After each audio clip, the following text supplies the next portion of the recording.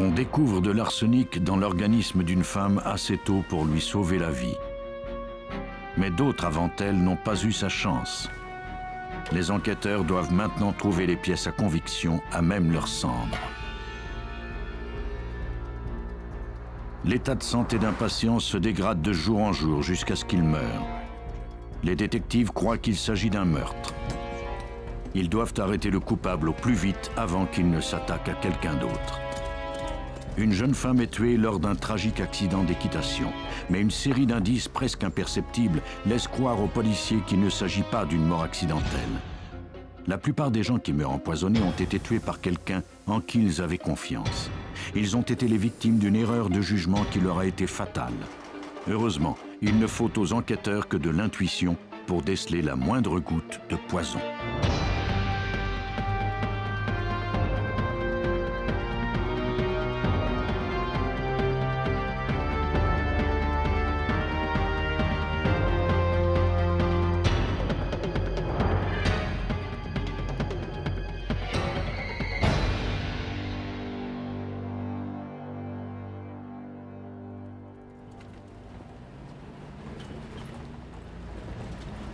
En mars 1988, dans la ville rurale de San Angelo, au Texas, des ambulanciers furent dépêchés à la résidence de Lita et Olgie Nobles.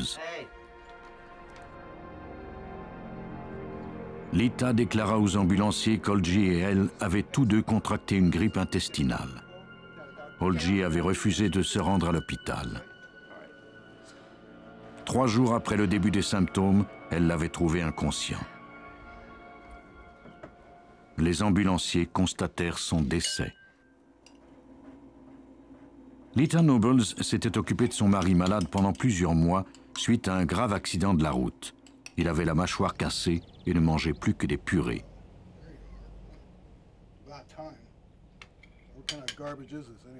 La convalescence d'Olgie ne fut pas facile. Lita et lui se disputaient sans arrêt. Malgré les tensions, il reprit rapidement du mieux. Lita avait elle aussi des problèmes de santé. Le stress de s'occuper d'un mari malade lui avait donné un ulcère.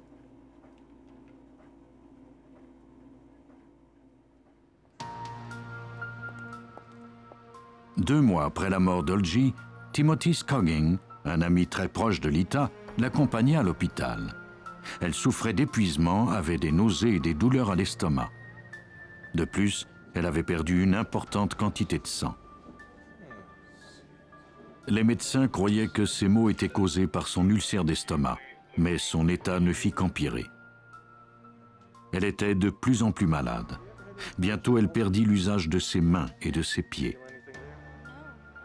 Les médecins lui firent passer une batterie de tests pour comprendre ce qui lui arrivait. On vérifiait notamment la possibilité d'une intoxication aux métaux lourds. Les résultats de l'analyse d'urine furent concluants. L'organisme de Lita Nobles contenait de l'arsenic. Les médecins avisèrent la police d'État du Texas. L'enquêteur George Frazier dut d'abord s'assurer que l'élément toxique ne provenait pas de l'environnement de la victime.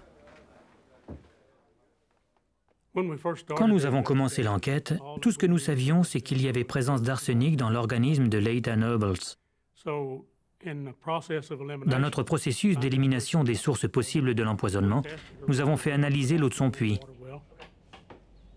L'arsenic est un métal toxique qui se trouve à l'état naturel dans le sol.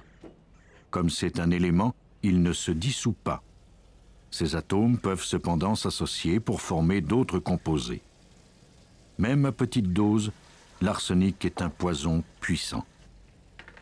On recueillit des échantillons chez les Nobles et on les analysa. Il n'y avait aucune trace d'éléments toxiques. Les détectives interrogèrent ensuite le frère et la belle-sœur de Lita qui vivaient chez elle depuis la mort d'Olgie. Ils prenaient tous leurs repas à la maison mais ne souffraient d'aucun trouble apparent. Depuis leur arrivée, l'état de santé de Lita n'avait fait qu'empirer, ce qui laissait croire qu'elle avait absorbé le poison à plusieurs reprises. Lita Nobles avait été empoisonnée. Quelqu'un voulait sa mort. Les enquêteurs lui demandèrent qui pouvait bien avoir voulu attenter à sa vie. Elle pensa immédiatement à son mari décédé. Notre premier suspect fut Olgi. Ce vieux couple se disputait sans arrêt. La première réaction de Leita a été de nous dire que si elle avait été empoisonnée, c'était sûrement à cause de lui.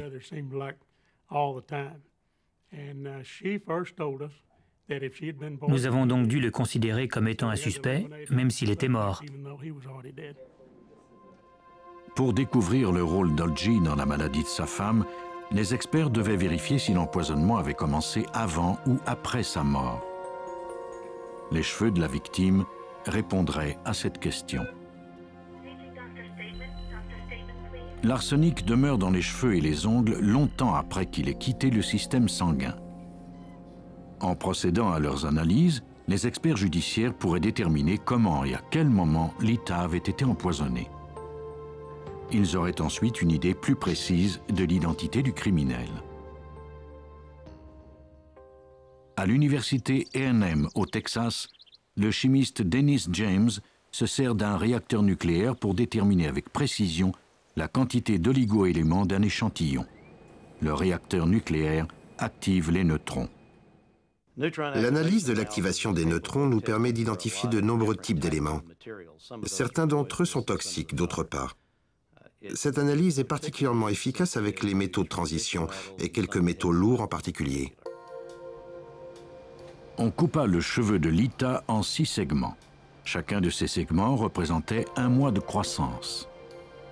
En comparant la quantité d'arsenic dans chacun de ces segments, les analystes pourraient déterminer à quel moment on lui avait administré l'arsenic et en quelle quantité. Le récipient qui contient les échantillons est introduit dans le réacteur. Il est exposé à l'énergie nucléaire pendant 6 heures. Au cours de cette période, des éléments contenus dans les échantillons absorbent des particules subatomiques et deviennent instables. Une fois sortis du réacteur, les éléments se dégradent et perdent les particules subatomiques excédentaires. Au cours de ce processus, ils émettent une énergie appelée rayon gamma. On utilise ensuite un détecteur de rayonnement gamma pour identifier l'émission de l'arsenic. Les experts peuvent évaluer la concentration de poison en comparant la composition des échantillons à des données de référence. La concentration d'arsenic augmentait au fur et à mesure qu'on se rapprochait du cuir chevelu.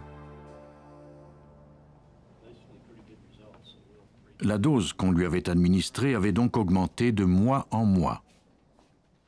Le meurtrier avait commencé par des quantités moyennes et ainsi augmenté la tolérance de Lita au poison. Pour contrer cette tolérance, il lui avait administré une plus forte dose peu avant son hospitalisation, c'est-à-dire peu après la mort d'Olgi. Ce n'était donc pas lui qui avait cherché à la tuer. Il était même possible qu'il ait été lui-même la victime de l'empoisonneur. Les cheveux d'Olgi étaient trop courts pour que l'on puisse savoir pendant combien de temps il avait été empoisonné. Mais l'analyse des tissus prélevés après sa mort révéla que, comme sa femme, il avait absorbé de l'arsenic en doses massives. Tous ses organes contenaient l'élément toxique. Il serait certainement plus difficile de retrouver le meurtrier qu'il l'avait été de déceler le poison. Quelqu'un qui fréquentait le couple avait ajouté dans leurs aliments des doses toxiques d'arsenic pendant un certain temps. Lita et Olgi faisaient donc confiance à leur empoisonneur. Les détectives interrogèrent les amis des victimes. Un voisin leur apporta une information intéressante. Le voisin d'à côté nous a mentionné qu'un certain Timothy Scoggin était un suspect possible, car il avait passé beaucoup de temps chez Leita et Olgi. Scoggin vivait depuis peu à San Angelo. Il était apprécié des gens de la région. Il était bien connu pour son habileté à peindre sur de la porcelaine. On le connaissait aussi pour son empressement à aider les gens âgés. faire leurs courses et toutes sortes de menus travaux. Lita et Olgie Nobles faisaient partie des gens qui l'aidaient. Peu après s'être lié d'amitié avec eux, il avait acquis leur commerce de modules d'air conditionné. Il accusait toujours du retard dans ses paiements, mais Lita lui faisait entièrement confiance. Depuis la mort d'Olgie, elle comptait de plus en plus sur le jeune homme. Pour Fraser, Scoggin avait le profil parfait de l'empoisonneur. Primo, il devait aux victimes 100 000 $. Secondo, il avait accès à leur maison en tout temps. Et tertio, les victimes lui faisaient une confiance aveugle.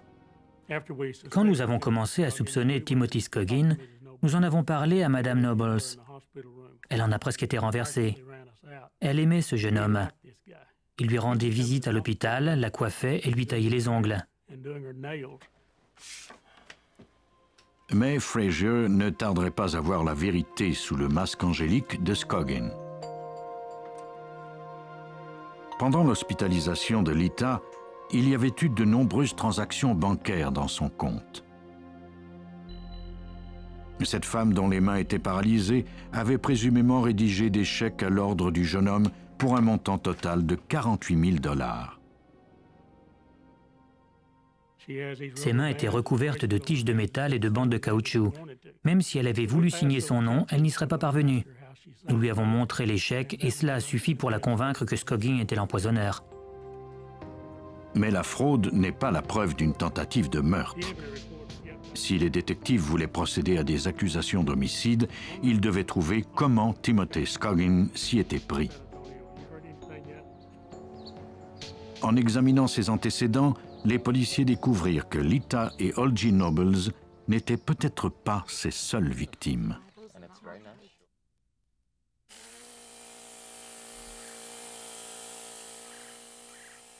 Peu avant de s'établir à San Angelo, Timothy Scoggin vivait avec 2 sœurs âgées qui moururent subitement à seulement quelques jours d'intervalle. Scoggin se vanta alors qu'il hériterait sans doute d'une petite fortune. Mais la vérité était à plusieurs lieues de ce que Scoggin colportait en ville. Il laissait croire qu'elles étaient ses tantes, mais elles n'avaient aucun lien de parenté avec lui. Scoggin était un peu leur homme à tout faire. Il faisait leurs courses et vivait avec elles de façon discontinue depuis un bon bout de temps. De la même façon qu'il avait procédé avec les Nobles, Scoggin s'était rendu irremplaçable auprès de Catherine et Cordelia Norton. Les 2 sœurs étaient mortes seulement 5 semaines avant Olgie Nobles. En février, Scoggin avait conduit à l'hôpital Catherine Norton, diabétique, pour un examen de routine à la suite de son opération au pancréas. De retour à la maison, ils trouvèrent Cordelia gravement malade. Ils reprirent rapidement le chemin de l'hôpital où la plus vieille des 2 sœurs fut admise.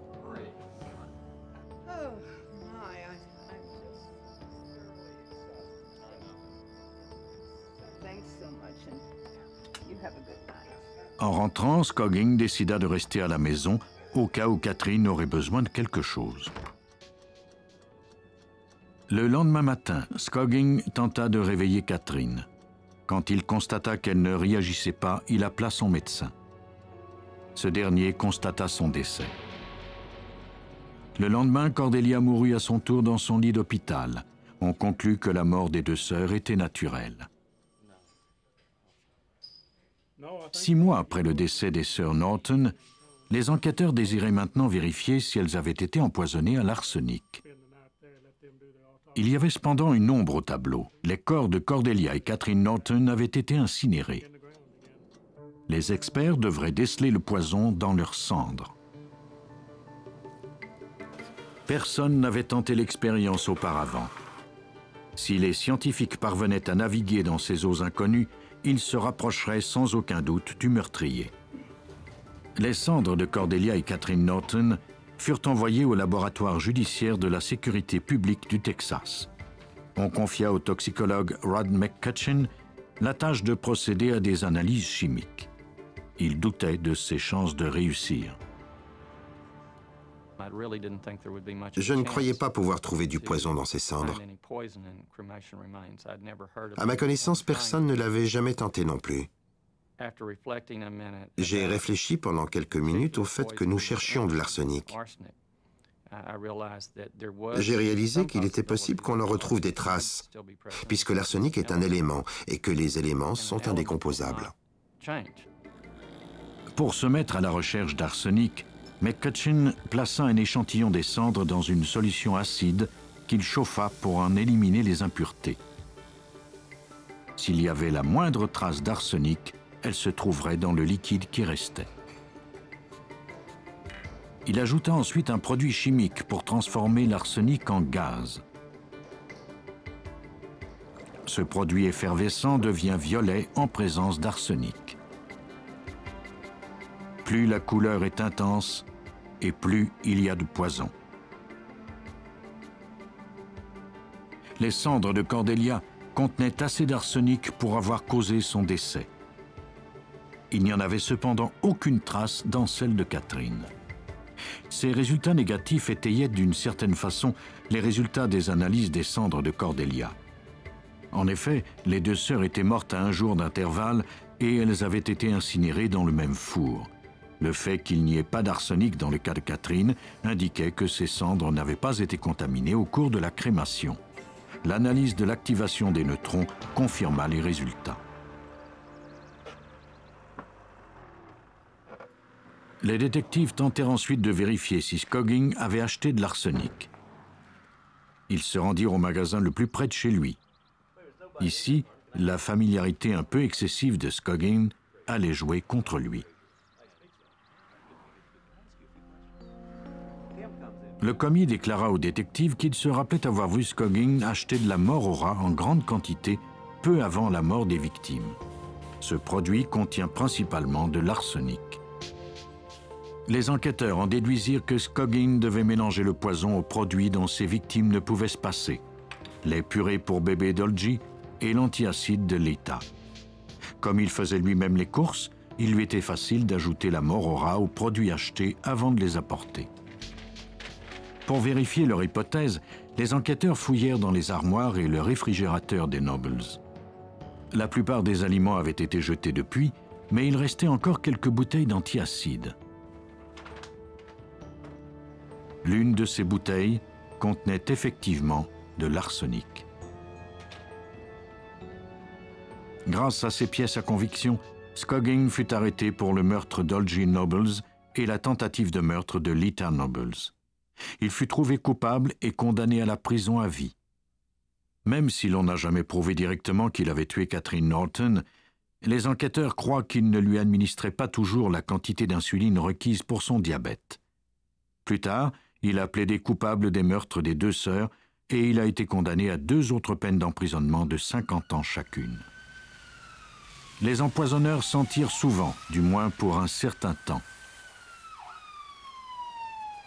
La vigilance et l'obstination des policiers sont heureusement de puissants antidotes à leurs machinations.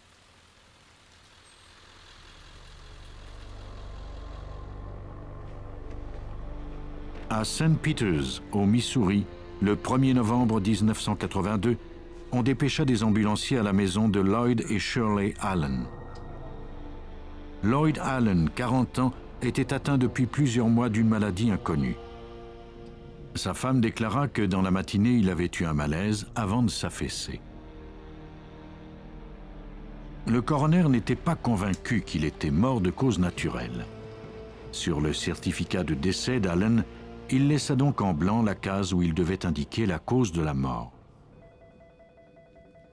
Quelques jours plus tard, le détective Robert Birding du bureau du shérif de St. Charles County apprit que la station de télévision locale avait reçu de nombreux appels anonymes. L'un des informateurs leur avait dit que Lloyd Allen avait été empoisonné. Nous avons sondé le quartier de Lloyd Allen et nous avons appris que plusieurs appels anonymes provenaient en fait de ses voisins. Selon les amis et les voisins de Lloyd, les problèmes avaient commencé peu après son mariage avec Shirley à l'automne 1981. Lloyd était un homme affable et généreux, et tous se réjouissaient qu'il ait enfin trouvé l'amour qu'il attendait depuis si longtemps. C'était son premier mariage, alors que c'était le 4e de Shirley. Peu après les noces, Shirley Allen et ses 2 filles, Norma, 15 ans, et Paula, 12 ans, emménagèrent dans la maison de Lloyd. Il avait maintenant une vraie famille et croyait avoir trouvé l'âme sœur. Norma? Norma? Norma? Mais l'hiver apporta son lot de stress et de malheur à la famille. Go on back to your room. Norma fugua à de nombreuses reprises avant d'être placée dans un centre de détention pour mineurs. Les relations entre Lloyd et Shirley devinrent tendues. Lloyd commença alors à se sentir malade. Il consulta quantité de médecins, mais aucun d'entre eux ne put lui apporter de soulagement ni lui dire de quoi il souffrait.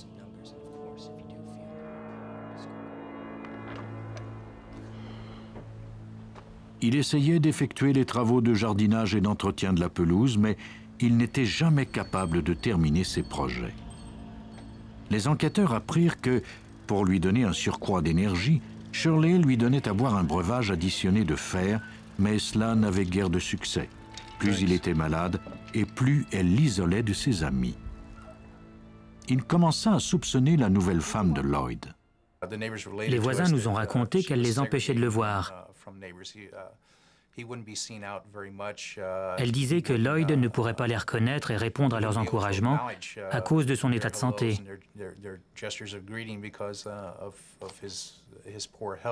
C'était comme si elle voulait le cacher.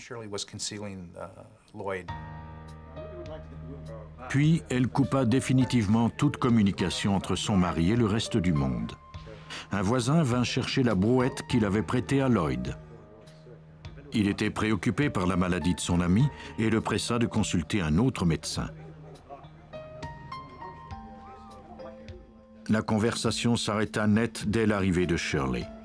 Elle demanda au voisin de partir sur le champ et déposa plus tard une plainte contre lui pour être entré dans la maison sans autorisation. Le comportement de Shirley était inexplicable, mais les policiers ne pouvaient pas la faire inculper de meurtre sur la seule base des ragots des voisins. Birding devait d'abord trouver le mobile du meurtre, ce qu'il fit. Shirley était bénéficiaire de l'assurance vie de 25 000 $ de Lloyd. Nous avons également appris que le testament de Lloyd avait été modifié récemment et qu'elle en était maintenant l'unique héritière. Il était normal que l'épouse de Lloyd soit sa principale héritière. Les policiers étaient cependant intrigués par la suite des événements. La santé de Lloyd avait commencé à décliner quelques jours seulement après qu'il ait signé les papiers. Malgré les soins que la victime avait reçus, son état de santé avait continué à se détériorer sans raison. Madame Allen était encore sur la liste des suspects. Elle avait eu l'occasion de commettre un meurtre. Elle avait aussi un mobile.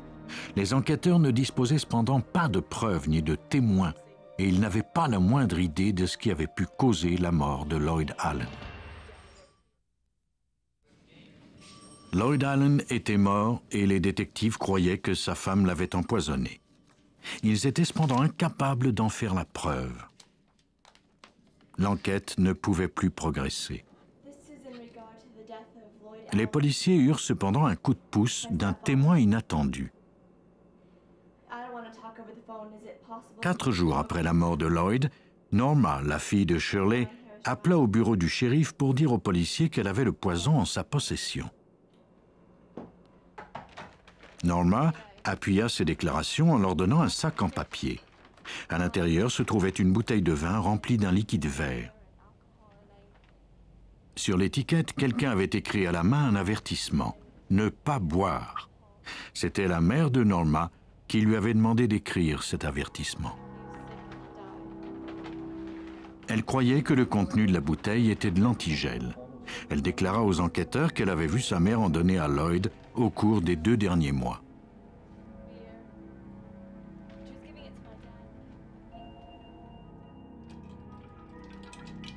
Elle avait également aperçu sa mère mélanger de l'additif à carburant avec du sucre et du colorant alimentaire orange pour que la mixture ressemble à un supplément de fer.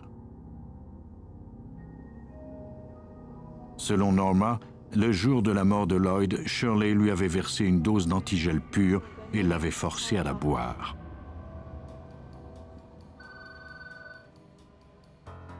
Suite à ce témoignage, on fit analyser le contenu de la bouteille par un toxicologue. On injecta un échantillon du liquide dans l'appareil. Ce dernier analyse les différents produits chimiques du composé et produit ce qu'on appelle une chromatographie gazeuse. Il s'agit en fait d'un graphique qui indique la composition d'un échantillon. La bouteille contenait de l'éthylène glycol, communément appelé antigel. Selon le toxicologue Christopher Long de l'Université Saint-Louis, le goût sucré de l'antigel cache un tueur subtil mais redoutable. La victime ne s'était sans doute jamais rendu compte qu'elle consommait un poison. L'antigel donne l'impression d'avoir consommé de l'alcool.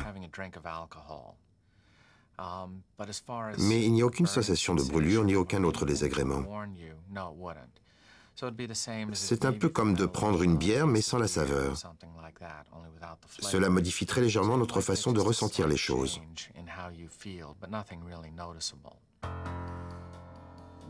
À la longue, l'antigel est cependant mortel. Lors de son absorption dans l'organisme, il produit des toxines qui augmentent le taux d'acidité du sang. Chaque dose que Lloyd Allen absorbait détruisait inexorablement son corps et son esprit.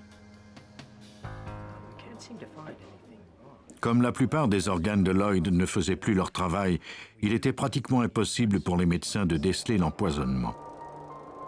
À la fin, même si Lloyd avait appris que la femme qu'il aimait l'empoisonnait, il aurait été trop faible pour se protéger d'elle et trop confus pour demander de l'aide. Les experts croyaient que la mystérieuse maladie de Lloyd Allen était due à un empoisonnement à l'antigel. Pour le prouver, ils l'autopsièrent et analysèrent des échantillons de ses tissus. Le foie, les reins et le cerveau de la victime contenaient des cristaux résultant de la dégradation de quantités massives d'éthylène glycol. Cette découverte corroborait l'hypothèse d'absorption du liquide pendant une longue période. Le coroner en conclut que la mort de Lloyd était un homicide dû à un empoisonnement à l'éthylène glycol. Armés de ces preuves, les policiers arrêtèrent Shirley Allen. On put facilement établir la preuve de sa culpabilité. La prime d'assurance vie de 25 000 $ qu'elle devait toucher à titre de bénéficiaire lui fournissait le mobile du meurtre. La bouteille de vin était l'arme du crime. Suite à un procès de 4 jours, le jury la trouva coupable du meurtre de Lloyd Allen. Shirley Allen fut condamnée à la prison à vie sans possibilité de libération conditionnelle pour les 50 premières années. Elle mourut en prison. Si nous n'avions pas obtenu les preuves grâce à la criminalistique et appris que l'organisme de Lloyd Allen contenait effectivement de l'éthylène glycol, nous n'aurions jamais pu prouver qu'il y avait eu homicide. Norma, la fille de Shirley, a permis que la meurtrière soit condamnée. Les policiers ont également eu l'aide des voisins de Lloyd Allen. Ce n'était pas la première fois que des voisins indiscrets faisaient la lumière sur un crime. En 1980, à Hillsdale, au Michigan, au cours d'une soirée d'été, David Davis se rendit de toute urgence chez son voisin pour lui demander de l'aide. Shannon, sa femme depuis 10 mois, avait fait une mauvaise chute de cheval et sa tête avait percuté une grosse pierre. Lorsqu'il était parti chercher de l'aide, elle était blessée mais encore consciente. Quand les deux hommes trouvèrent Shannon Davis, elle était inerte. Du sang s'échappait de sa blessure à la tête et sa peau avait commencé à bleuir. Ils l'emmenèrent immédiatement à l'hôpital. En arrivant, le personnel constata que son cœur avait déjà cessé de battre et que ses pupilles étaient dilatées et fixes.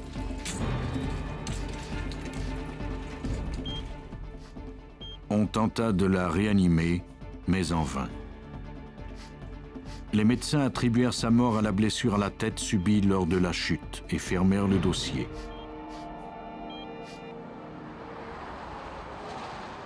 Mais pas pour très longtemps. 2 mois plus tard, le détective Don Brooks de la police d'État du Michigan entendit parler de ce décès par le voisin de la victime qui refusait que l'enquête soit abandonnée. Selon nous, cette mort était accidentelle, mais le voisin était convaincu qu'il s'agissait d'un meurtre à cause de circonstances louches.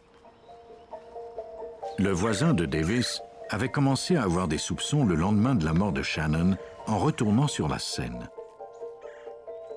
Il y avait des marques circulaires sur un arbre, ce qui lui laissait croire que les chevaux avaient été attachés à cet endroit pendant un certain temps.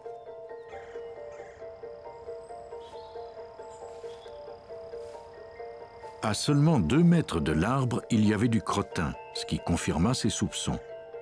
Il semblait que les Davis, qui étaient par ailleurs les seuls amateurs d'équitation du coin, étaient restés assez longtemps à cet endroit pour attacher leurs chevaux. Cela ne correspondait pas à la version des événements donnée par Davis, c'est-à-dire la ruade du cheval de Shannon, sa mauvaise chute et la course effrénée pour obtenir de l'aide. Dick Britton, le voisin de la victime, était également un ami de la famille.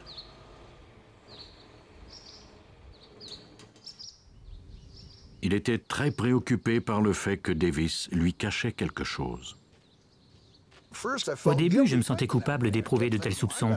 Je me disais que je faisais sûrement erreur. J'y ai pensé pendant un certain temps et je ne pouvais pas me résoudre à oublier cette affaire. L'histoire racontée par Davis ne tenait pas la route. Shannon et David s'étaient mariés 10 mois plus tôt, après des fréquentations de 7 semaines seulement. Cela avait été le coup de foudre. Après le mariage, Shannon vint habiter à la ferme de Davis.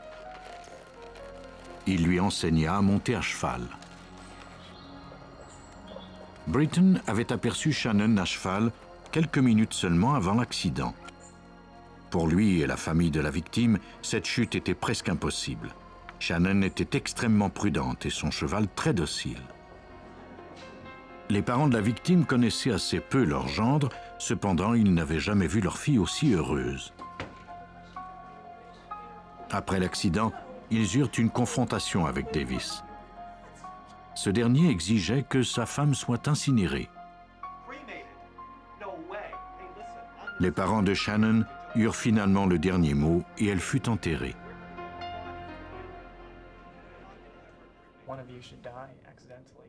À l'hôpital, Davis leur avait dit qu'elle n'avait aucune assurance vie à son nom. Mais ils apprirent par la suite que quelques semaines avant sa mort, le couple de nouveaux mariés avait pourtant signé une police d'assurance vie. Davis s'apprêtait à toucher l'indemnité. De plus, comme la mort de sa femme était accidentelle, il toucherait le double du montant, soit plus de 300 000 $. Les parents de Shannon et Britton exercèrent des pressions auprès des autorités pour que l'enquête soit rouverte. 1 mois après la mort de Shannon, on exhuma son corps. Au cours de l'examen, le médecin légiste confirma que la blessure à la tête et les contusions diverses étayaient l'hypothèse d'une chute de cheval. Il procéda également à des analyses de routine pour voir si son organisme contenait des médicaments. Les blessures physiques étaient cependant si convaincantes que le dossier fut fermé une seconde fois avant même que les analyses soient terminées. La famille de Shannon et son voisin Dick Britton refusèrent de laisser les choses ainsi. Ils firent paraître un article à propos de leurs soupçons dans le Detroit Free Press. Cela eut pour conséquence d'intéresser Don Brooks du bureau du procureur de l'État. Je me suis dit que si 50% de l'information contenue dans cet article était véridique, elle serait par conséquent très utile. En tout cas, l'article laissait clairement entendre qu'il s'agissait bien d'un homicide et non d'un simple accident. Britton fondait ses soupçons sur le fait que Shannon avait heurté la seule pierre de l'endroit. Il était possible que cela n'ait été dû qu'à un malencontreux hasard, mais ajouté aux autres indices, cela donnait matière à réflexion.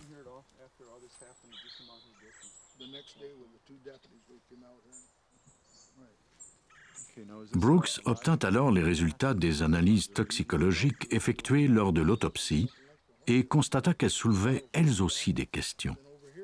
Il était maintenant temps de chercher des réponses. Au laboratoire, on avait analysé le contenu d'un échantillon de tissu humain par chromatographie. Chaque substance a une signature qui lui est propre, bien visible sur les graphiques. Ces pointes représentent en fait sa période de rétention. Il y avait une substance chimique inconnue dans les tissus de la victime. Elle ne faisait pas partie de la base de données du laboratoire. Personne ne savait de quoi il s'agissait. Malheureusement, on n'avait pas pu poursuivre les recherches puisque l'enquête avait été abandonnée et la victime enterrée.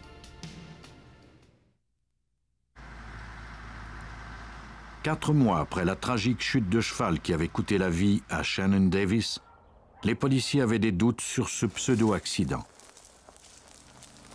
Tout justifiait les soupçons.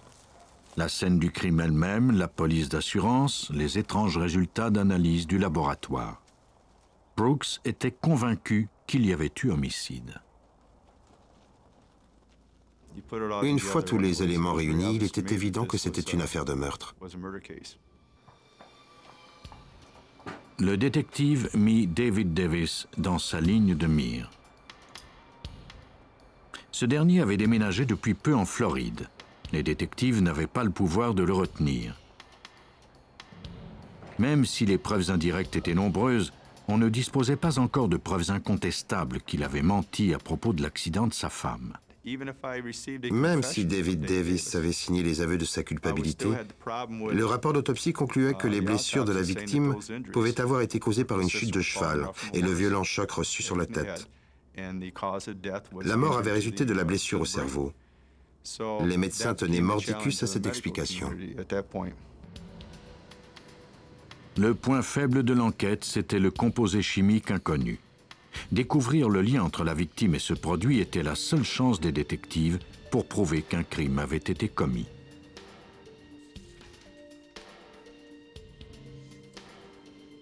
Brooks ignorait encore la nature de ce composé.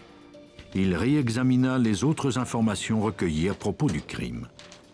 Comment la victime avait-elle pu percuter la seule pierre de l'endroit? Brooks tenta plusieurs reconstitutions de l'événement, mais aucune d'entre elles ne fonctionnait. Puis, dans un éclair d'inspiration, il trouva une explication qui tenait compte du composé chimique inconnu et de l'état de la victime. Je me suis dit que cette jeune femme était peut-être paralysée, qu'elle ne pouvait pas bouger ses muscles. Ainsi, il pouvait lui affliger toutes les blessures qu'il voulait.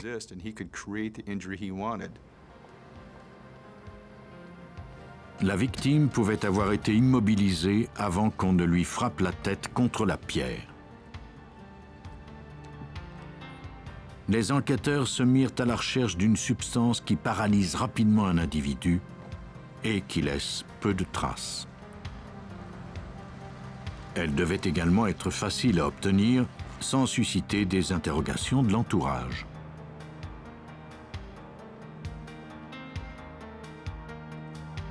Davis était propriétaire d'une ferme. Il avait accès à des médicaments pour soigner ses animaux. Les détectives interrogèrent l'un des vétérinaires engagés par Davis. Il leur donna une liste de sédatifs et de tranquillisants. Parmi eux se trouvait un médicament qui correspondait à ce que les enquêteurs cherchaient. La succinylcholine est un puissant relaxant musculaire. Chez les humains, ce composé paralyse le système respiratoire en quelques secondes. Il se transforme ensuite en produit chimique qu'on retrouve à l'état naturel dans l'organisme. C'est donc une arme presque parfaite puisqu'on ne peut même pas la discerner par chromatographie. À la requête de Brooks, le toxicologue Tom Carroll du Collège médical de l'Ohio procéda tout de même à des analyses. Je me suis immédiatement rendu à la pharmacie pour obtenir de la succinylcholine. J'en ai mis dans l'appareil et j'ai obtenu exactement le même graphique. Je savais que j'avais fait une découverte très importante. Pour confirmer ces résultats, il recalibra l'appareil et effectua 5 autres chromatographies du composé. Chaque fois, les résultats étaient parfaitement identiques. Maintenant, pour obtenir des résultats incontestables, il devrait refaire les analyses avec un spectromètre de masse et voir si le composé chimique pouvait être isolé. On envoya les échantillons à 2 laboratoires différents pour des analyses encore plus poussées. Malheureusement, dans les 2 cas, on ne trouva pas le produit dans les tissus de la victime. Carroll partit alors pour Stockholm avec de la succinylcholine en poche et des échantillons des tissus de la victime. Des scientifiques suédois effectuaient alors des analyses expérimentales sur des substances similaires. Ils examinèrent le contenu des tissus de Shannon dans le spectromètre. Les premiers résultats furent décevants. Les tests étaient tous négatifs. Davis avait-il commis un meurtre parfait? Carroll refusait de se résoudre à cette conclusion. Les experts redoublèrent d'ardeur.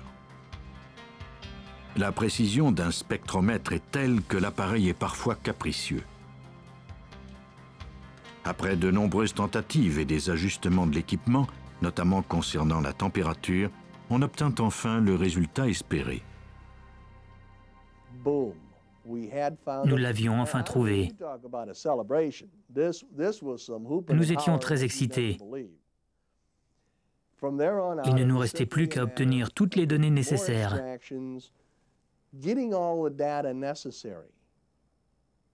Nous avions enfin trouvé la substance dans les tissus. Maintenant, les experts devaient découvrir comment la victime avait absorbé le médicament. Plus d'1 an après sa mort, on exhuma son corps de nouveau et on procéda à une nouvelle autopsie, cette fois-ci dans le but de trouver à quel endroit on avait pu lui faire une injection. Elle avait de nombreuses contusions sur le côté gauche. Ses blessures avaient été causées par la chute. Sur le côté droit, il n'y avait que 2 marques étranges, l'une à l'épaule et l'autre au poignet. Ces 2 marques pouvaient avoir été causées par la seringue du meurtrier. On n'en avait pas tenu compte lors de l'autopsie préliminaire parce qu'on ne soupçonnait pas que la victime ait pu mourir suite à l'injection d'un sédatif. On pouvait maintenant arrêter le suspect, David Davis. Nous avons informé Don Brooks que nous avions enfin trouvé la substance et qu'il pouvait arrêter le suspect. Il m'a répondu que c'était impossible puisqu'il fallait d'abord faire évaluer cette analyse sur le plan scientifique. Le succès de leur analyse reposait sur une méthode expérimentale. Pour qu'une analyse judiciaire soit acceptée devant les tribunaux, elle doit d'abord être évaluée et cela peut prendre plusieurs années. Dans ce cas-ci, l'affaire était assez grave pour que les résultats de Carroll soient examinés et publiés en seulement quelques semaines. Les experts avaient prouvé que la succinylcholine avait joué un rôle déterminant dans la mort de Shannon Davis. L'hypothèse de Brooks était donc valide. Selon la reconstitution de la poursuite, Davis a décidé de tuer sa femme en rentrant d'une visite chez son voisin, Dick Britton.